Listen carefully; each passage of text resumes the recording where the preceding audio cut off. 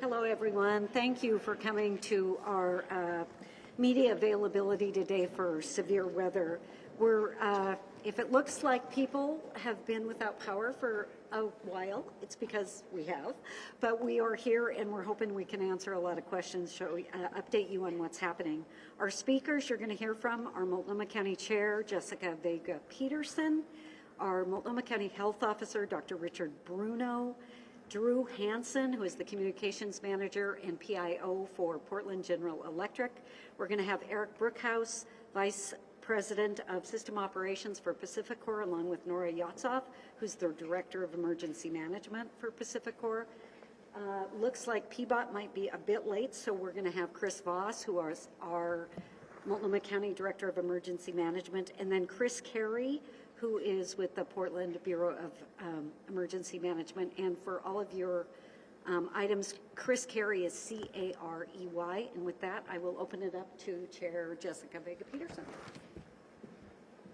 Yeah, thank you everyone for being here. I know this has been a difficult and scary several days for so many of us in the community.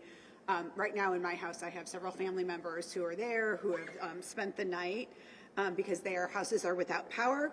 And I know many of you are in the same situation, either finding refuge with friends or loved ones or hosting loved ones. So that's an important piece, and I appreciate people who are stepping up in that way. But we know also for too many people in Multnomah County, there is no other safe place to go, which is why the emergency shelters that we have open are so vital. Unfortunately, we know that things are not going to get easier as freezing temperatures and power outages will continue across the county for the next few days. So we are coming together now to share how our community and our partners are working together to respond and to let each of you know how all of us can help. We are going to get through this. It will warm up, but we need everyone to step up to keep as many people as possible safe during this time. After starting at 77% capacity the first night we had our shelters open, we reached full capacity last night, serving 821 guests in shelters across 10 different sites. Today, we are expanding with 3 more shelters, including the one we are standing in that are opening tonight. With more sites open, we need more people to staff them to make sure that operations run smoothly. This response has been a huge effort by literally thousands of people working around the clock to respond to this emergency. I want to thank the many people who have been staffing shelters, our shelter partners who have been working tirelessly to provide critical warmth, shelter beds, food, supplies, comfort, and support to so many people over the last couple days. I want to thank the hundreds of Multnomah County employees and the other public employees who have responded to our calls for help and support. I see the efforts that are happening. I'm so grateful and so impressed. I also want to thank the doctors, the nurses, the behavioral health specialists who have taken shifts to make sure we've had good medical coverage at each shelter site throughout this emergency. And thanks to the many people who, despite difficult travel conditions, have braved the elements to provide transport to people to shelters, who have kept our buses running and have made it possible for people who are seeking shelter to be able to find it. We are doing our very best to make sure we have shelter beds open and available to meet our community's needs. These sites are open right now and will remain open at least through 8 p.m. on Monday, January 15th. Just so you know, we make day-by-day decisions on that. So these are the ones that are currently open. Ascension Catholic Church at 743 Southeast 76th Avenue in Portland. Salvation Army at 5325 North Williams Avenue in Portland. Those are both operated by Multnomah County. We have a Market Street shelter at 120 Southeast Market Street in Portland, operated by All Good Northwest. Cook Plaza at 19421 Southeast Stark in Gresham. That's operated by Cultivate Initiatives. We have Friendly House at 1737 Northwest 26th Avenue in Portland. That is operated by Do Good Multnomah. Powell Shelter, 7332 Southeast Powell Boulevard in Portland, operated by Transition Projects. We have Freedom Foursquare Church, 660 Southeast 160th Avenue in Portland, operated by Multnomah County. We also have opened our Multnomah County East building at 600 Northeast 8th Street in Gresham, Oregon, operated by Multnomah County. And the state of Oregon, they have the State of Oregon building open at 800 Northeast Oregon Street in Portland. That's operated by state employees. Thank you to them. Tonight at 8 p.m., we will have sites open, and these will remain open again at least until 8 p.m. on Monday, January 15th.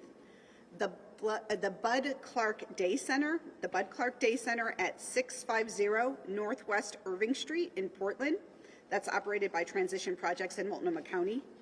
The church we're in now, Imago Dei Church at 1302 Southeast Ankeny. And the Charles Jordan Community Center will be opening at 9009 North Foss Avenue, and that is operated by the City of Portland and Multnomah County. I do want to note that one site that was previously open has closed because of a water leak. So please do not seek shelter at this time at the First Christian Church at 1314 Southwest Park. That shelter, again, is closed because of a pipe burst overnight. As we look over the next few days, I want to stress that no one seeking shelter will be turned away. These are still very critical weather conditions. We have severe weather, and even brief periods of exposure can be life-threatening. All sites welcome pets and are accessible to people with disabling conditions. Though transportation is currently a challenge getting around, free transportation to warming shelters is available by calling 211 or through TriMet. Those seeking shelter should inform their transit operator that they are heading to or from a warming shelter or space. If there are delays on TriMet, 211 can help get people where they need to be. We know that wait times may be long. We urge those that are waiting for transport to wait indoors.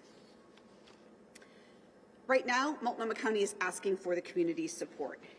In order to make sure that everyone who needs life-saving help gets it, I am urging community volunteers to staff shelters as we continue expanding our response to this weekend's deadly winter storm. Anyone is encouraged to join us, especially people who have volunteered before and those with experience in human services and health-related settings. We need your help. If you're able, please consider taking a shift or encouraging others who are available to help keep this community safe. You will find everything you need to sign up at multco.us/cold. Multco, multco.us/cold. That includes location sites and training materials for those who want to volunteer. We know that there are also thousands of households without power across the county right now. This is challenging for so many families. This is why I keep asking you to check on your neighbors, especially elderly or vulnerable neighbors and loved ones, to make sure that they have what they need to continue weathering this storm. If you know someone who is without power or heat, consider welcoming them into your home if you have it. This will provide comfort, but it can also help save a life. If you see someone out in the elements who need shelter, please help them find it by calling 211 or finding them a bus or train to take them to safety. And please continue to make the best choices for yourself and your family. If you have to be out in cold weather, make sure to wear dry, loose layers, wear a hat, drink warm, sweet liquids. That will help keep your body temperature up. And make sure you're not waiting for your situation to become an emergency. Please stay off the roads unless you absolutely need to be driving. We also know many of the emergency calls we've gotten are for people who've injured themselves because of a fall. So please exercise caution as you're getting around. I want to close by letting you know that it's possible that this difficult and life-threatening weather could continue into Wednesday. So while we all hope for a quicker resolution of the dangerous conditions, I want to let you know that I and everyone at Multnomah County is committed to continuing to provide the resources that our community needs to get through this. And now I'd like to bring up our Multnomah County Health Officer, Dr. Richard Bruno, to tell us more about health and wellness during this weather. Dr. Bruno. Thank you so much, Chair Vega-Peterson. Good afternoon. I'm Dr. Richard Bruno, Health Officer at Multnomah County Health Department. And first of all, I want to express my gratitude to the incredible volunteers who've been working at the warming centers last night and Friday night, serving over 800 clients last night alone. Secondly, I want to reiterate the dangers of this bitter cold and the icy conditions. As of today, at least one person is believed to have died due to suspected hypothermia. The death was a male found in the 97232 zip code and was reported in Portland on Friday. So we're urging everyone to seek shelter and stay inside as much as possible and limit travel until conditions change. There was at least 25 emergency department visits for cold-related illnesses yesterday. This is the highest daily count for cold-related illnesses since we started keeping records back in 2016. And so I'd like to underscore the importance of making sure we keep an eye on folks who are at risk of hypothermia and frostbite during this winter time, as well as falls and fall-related trauma.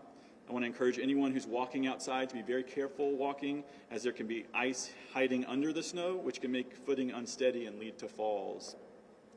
Finally, I'd like to make a call for medical volunteers. We are in need of volunteers with medical training for 3-hour evening shifts tonight and tomorrow night. That's anyone with qualifications as an EMT, a paramedic, registered nurse, nurse practitioner, physician associate, naturopathic doctor, doctor of osteopathy, and medical doctor. Your help triaging clients is urgently needed tonight at one of our 12 warming centers. So please go to multco.us/cold, click on the sign up link, and scroll down to medical specialists. You will need to register to be a part of the Multnomah County Medical Reserves Corps in order to volunteer. Thank you so much. And next we'll have Drew Hansen.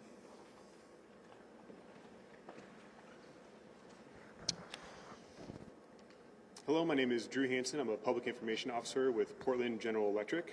Thank you, Chair Jessica Vega Peterson, and Multnomah County, and all our partners here today working on a coordinated response to this weather event. Everyone at PGE, we understand the impacts that any power outage at any time, particularly in cold temperatures, has on customers. We want to thank you, our customers, first and foremost, for their patience and understanding as our crews are out there actively working to restore service. We expect to make significant progress today as mutual assistant crews arrive from across the Pacific Northwest and other regions, and as we repair transmission lines that will help to restore a large group of customers, or large groups of customers. Currently, we have over 575 crew members and contractors that are out there working to restore power as quickly as safety allows. And as of noon today, we currently have around 118,000 customers that are still without service. But from the beginning of the storm yesterday until today, we have currently restored just under 110,000 customers. Safety for our workers and the customers and communities we serve are our top priority.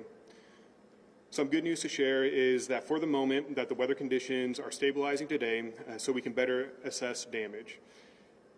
Today, the priority is clearing toppled trees and limbs and damage where possible and assessing what is needed for repairs. That can take some extra time.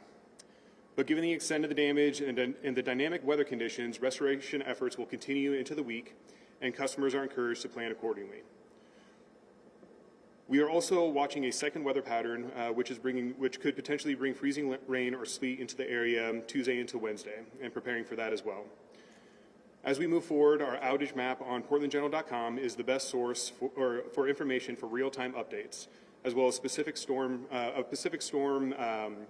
website that we've established as well, our webpage. And we understand that customers are looking for estimated time of restorations and where their service will be back up. And as soon as crews are on site and able to assess what it's going to take to make those repairs and all the damage in front of that, we will then be able to update the estimated time of restorations, and you'll be able to see that reflected on the outage map. Again, to our customers impacted by this event, we thank you for your patience as we continue to work to restore power. And given the extent of the damage and high numbers of outage events, restoration efforts, as I said, will continue into the week, and we are encouraging customers to plan accordingly. Thank you. And up next, we have Eric Brookhouse and Nora Yatsov with Pacific Power. Thank you, Drew. And I'd like to provide an update for Pacific Corp, just echoing Drew Hansen's comments with Portland General as well. We have started our emergency coordination structure late last week in anticipation of this event and secured resources. I'll speak in general for Oregon first and then dive into Multnomah County. Throughout this event, we have experienced a total of peak customers. We had 48,164 throughout the state, and we have since restored 21,200 of those over the last 3 days. We have over 800 individuals working in the field and in support roles in this response effort 24 hours a day throughout the duration of the event so far, and anticipate working through this cadence throughout until all customers have been restored. Specifically for Multnomah County, we currently have 67 outages. That's 5,870 customers. We have a total of 113 crew currently working on those outages and are doing some additional switching today to try to capture and get as many customers as we can back on. And we're providing updates on our website on a regular basis, and as well as on our outage page, we have a banner and information up. And in addition, we have a process in place for any medical customers that contact through our customer service, and working to field those situations as well to make sure we capture those needs for our customers. With that, I'd like to hand it over to Eric Brookhouse, and he can talk a little bit more about our operational response. Yeah, thanks, Nora. Thanks, Chair Vega-Peterson. This was a pretty extensive event for Pacific Power across our service territory. We saw high winds in the Portland area to heavy ice down in our Cottage Grove area. And again, we've brought in a lot of crews externally, specifically in the Portland area. We've brought in crews from our Clatsop operating district, as well as our Hood River, Pendleton, and Yakima, Washington Hood River districts to help with restoration. Majority of our damage has been tree related, large trees coming down due to the high winds that we experienced here in the east side of Portland. As Nora indicated, anybody that their power's out and they do have an immediate medical need, please contact our customer care center. They will relay that information to our emergency coordination center, and we will get that prioritized and get someone out to contact that individual to see what we can do and what options we have to help them. So we also have our shelters prioritized within our operational group. So if we do lose power in one of those areas, it is prioritized, and we'll put crews on that immediately, even if we have to pull them off another outage. I just really want to appreciate all the patience of our customers. This is a pretty extensive event. We continue again to bring more resources in as they become available. As yesterday in Portland specifically, we peaked about just over 14,000 customers, and again, as Nora indicated, we're down to just over 5,000 this morning. It's been moving around a bit as we do switching, as we try to get trees off lines and pick up load. In these extremely cold temperatures, it can be difficult at times to pick up load, so we're working, our system ops team and our field operations teams are working to make that happen as expediently as we can. Again, just want to appreciate the patience of our customers, the cooperation and collaboration with our partners. This is only a success if we all work together. So thank you.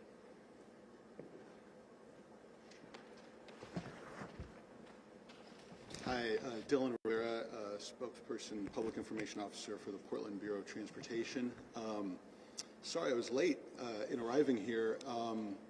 Martin Luther King Boulevard in front of the Oregon Convention Center had several lanes closed from about 11 a.m. to noon because someone was driving too close and rear-ended a snowplow.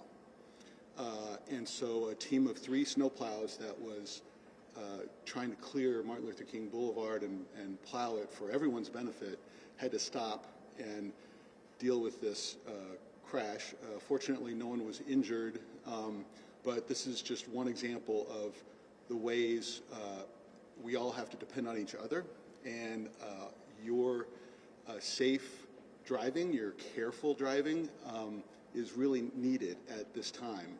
If you're going to get on the roads, never pass a snowplow. Give everyone, not just snowplows, but all travelers, extra space. Give yourself extra stopping distance so you are able to stop if needed ahead of other travelers. So several lanes were closed. It's reopened now at noon, but that delayed other people who are traveling, including police and other first responders who were delayed by that momentary disruption. We have more than 30 road closures this morning in the city of Portland. We were able to reopen some closed roads overnight, working with our partners at the Parks and Recreation Urban Forestry Division that are the experts on tree removal and down trees. We reopened West Burnside and Northwest Germantown Road overnight. Today our crews are working to reopen as many roads as possible, and we're assisting the foresters as much as we can. Sometimes just if we can use some of our equipment to push aside a large tree or the debris, we will, to help reopen a road more quickly, more sooner. In the coming days, we're asking the public to consider, as you're getting back out and walking in your neighborhood, consider checking your storm drains. That'll help our recovery in the coming days as we do begin to thaw. Hopefully in the coming days, the ice and snow that's on our streets needs a place to drain, and so it needs a clear passage to those storm drains. There's more than 50,000 storm drains in the city of Portland. We know other jurisdictions have a similar issue. We need the public's help to keep those storm drains clear. We know from experience that is an issue, and if we can clear those storm drains, that can help everyone recover and help the roads get clear more quickly. Please continue to avoid travel today, if at all possible. There are slick conditions everywhere. Our response and other emergency responses are delayed by downed trees, and that is still the leading cause of our road closures and other disruptions is the downed trees that emerged on Saturday. Forecasters are looking ahead to the coming days, and everyone should be mindful of the weather forecasts and that they continue to change and evolve day to day and even hour to hour. We understand from the National Weather Service there's a potential for freezing rain Tuesday night into Wednesday morning. That forecast is likely to change, and so the start and end time, duration, and amount of precipitation is likely to change. So everyone needs to continue to be vigilant and mindful and check those forecasts as you make your travel plans. And hopefully, if we continue to exercise caution and plan ahead, we can help everyone get home safe. Thanks for being here. Next, Chris Voss with Multnomah County. Thank you. Chris Voss, Director of Emergency Management for Multnomah County. We need the community to do three things. We need them to stay safe. We need them to share their heat if they have heat. And we also need volunteers. So, stay safe. If you are not safe where you are, call 211 or head to one of our locations. If you can't get to one of our locations, 211 can assist you in finding a ride to get there. We want you to think about sharing your heat with your neighbors. If your side of the block has power and the people on the other side of the block do not have power, it's time to start knocking on doors. We need the assistance of the community to make sure that everybody that is experiencing this extremely cold weather can find their way into a more comfortable situation.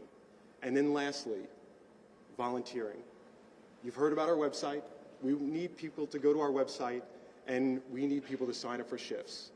In the next few hours, we're going to turn this gym from this shell into a shelter where we're going to house at least 90 people. The only way that happens is with the help of government and the community working together.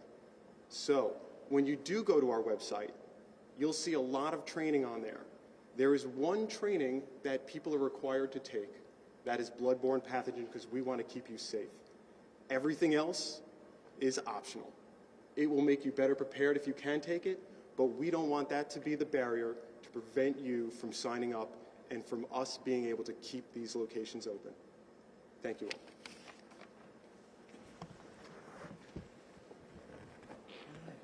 Hello, I'm Chris Carey. I'm the Deputy Director of Emergency Management for the City of Portland. A couple of things I'd like to share with you. The City of Portland has been working with Multnomah County, who's been leading our community shelters functions.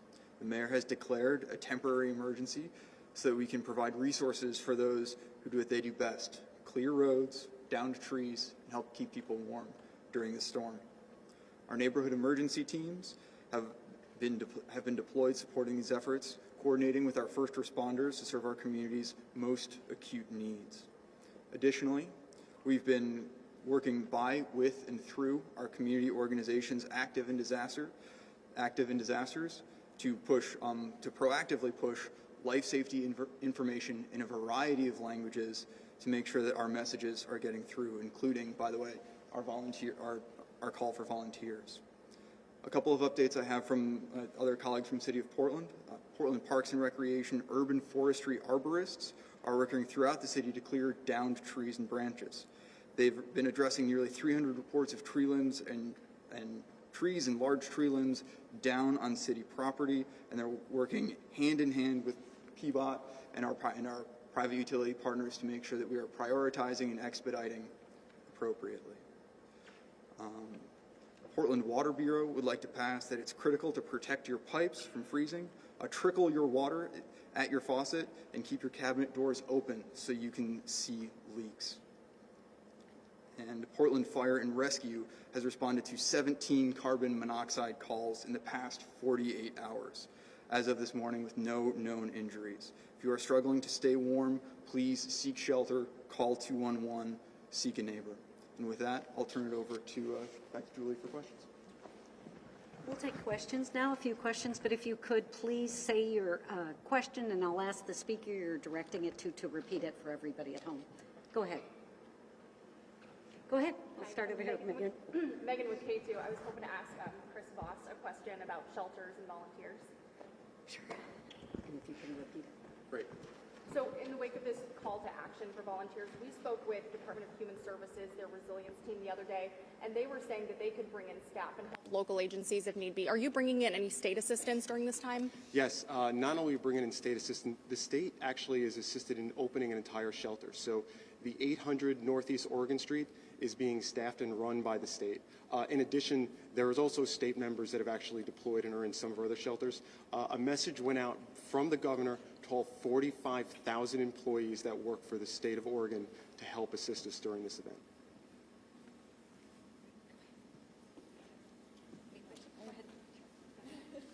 I have a question also for you. How does this shelter response differ from the freeze events that happened last February? The question was, how does this differ from the last February event? You know what? There are no two events that are exactly alike. And I think the most significant difference between this event and the last February event, it's probably the wind and the power outages. It's created a different layer that we've needed to sort of work with. Government, very much like the community, we're experiencing the same things you are. We've lost shelters and had to move things because of power outages, because we've had shelters that have lost power. We've had pipes break because of the extreme cold. So we're working some of those same issues the way that the community is working some of those issues. I think that's the biggest difference between last February and this event.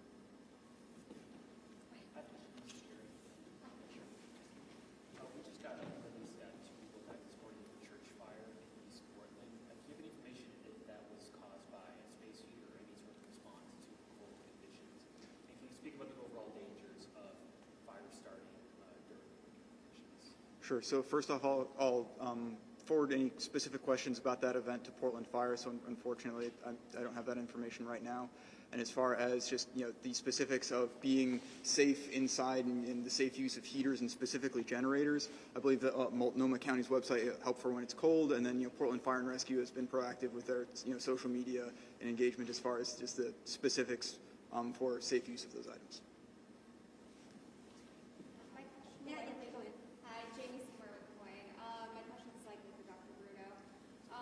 In addition to the hypothermia death, do we know if there are any other deaths that may be related to this weather event, like between trees down on cars or homes? Thanks for the question. The question was, are there any other sort of weather-related deaths besides sort of the hypothermia-related deaths that I reported earlier?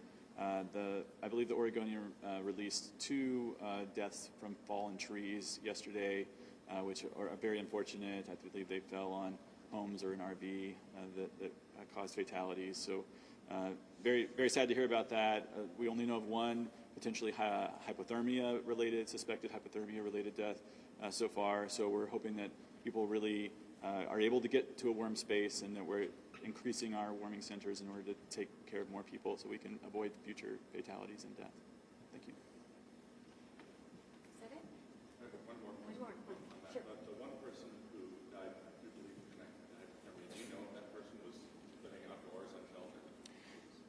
I can't release any information specifically about the particular case. We just released the zip code, the 97232 zip code, and it was a male. That's as much as we can give at the moment. It'll have to be confirmed before we can release more details. Understood. And do we know, are there people having trouble getting, are you encountering people having trouble getting to shelters? As far as I know, okay, go ahead. I'll take that one. The question was, are people having trouble getting to shelters? I could tell you, I believe we've actually transported more people during this winter weather event than any other event.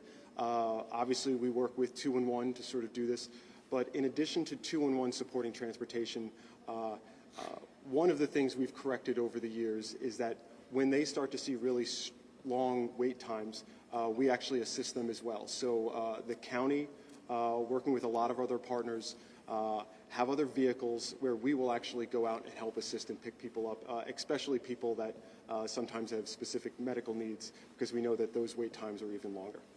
Has that been going on this time? Have people been, you've been deploying your full fleet, I guess? Yeah, I think the last numbers I saw was, have we continued to be doing it this time? I think the last numbers I saw was, I think this morning we have well over 500 people that we've transported to shelters. And I want to say this, sometimes we'll transport to a shelter. There are also some times where when a shelter actually starts to become or reach capacity, where we call it rebalance. So sometimes we're transporting people from one shelter that's basically fully occupied to another shelter that might be half full. So it's sometimes a transport to a shelter, sometimes it's a transport from shelter to shelter. How often did you have to rebalance last night? We'll go to one shelter more than another last night? Probably, well, there were a lot of things that happened last night, in addition to about midnight losing First Christian Church due to the water main. We obviously had to transport folks that were there already, so not quite a rebalance, but we did move folks. There wasn't much rebalancing after about 2 a.m. We actually had a fire alarm at one of our locations, and we thought we were going to have to actually move all those folks too. But I think there wasn't much rebalancing after 2 a.m. Where you're going to see most of the rebalancing is actually right before we open the new shelters. Right now we have shelters that, like I said, are at capacity. We want to make those as comfortable as possible for the people in there. And to do that, sometimes when we open shelters, you'll see us take some of the folks and maybe move them into a location where we potentially have nobody. Thank you all again for coming out. We'll try to get back to you about what the plans might be for tomorrow, but we really appreciate all your help and you also working through all of this and trying to be safe and manage your home. So thanks again.